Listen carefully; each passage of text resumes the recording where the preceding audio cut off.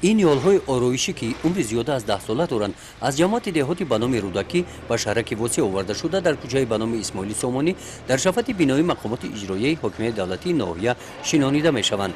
در شنیدن این یولها کارمندان دستگاه رئیس ناحیه شعبه حفظ محیط زیست، کارمندان کارخانه فرید دولتی خواجگی منزل کمونالی سابقه‌داران مهنت سهمی ارزنده گذاشتند.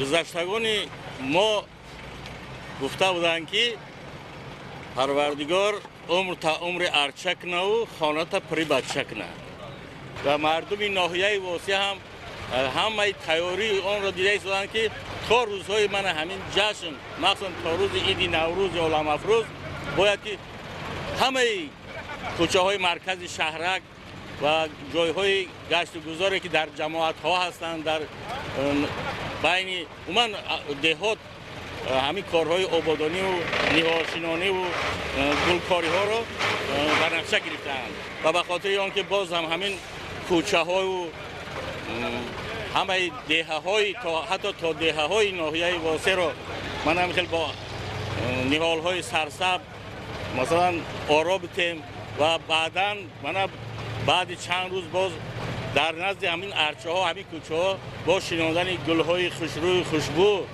من پیش بینی شده است. در ناحیه در موسم نهالشینانی امساله کارمندان تشکیلات مؤسسه و جماعت‌های دهات و شهرک نهال‌های گوناگون میوه دهنده و سویافکن شنانیدند. نهال‌ها با مصلحت متخصصان بعد سنجیدن خاک و نمناکی زمین شنانیده شدند.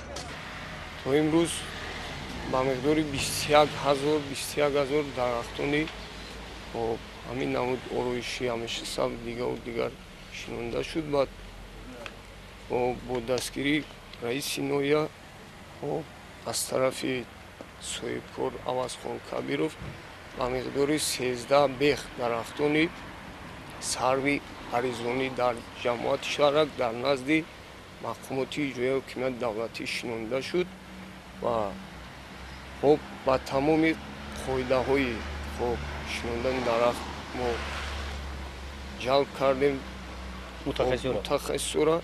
در محله به نام اسماعیل سامانی با جایگزین نمودن نهال‌ها اینجا کار به انجام نمی‌رسد. در نگاه بین این نهال‌ها و تامین نمودن آنها با غذا تدبیرهای دیگر اندیشیده شدند.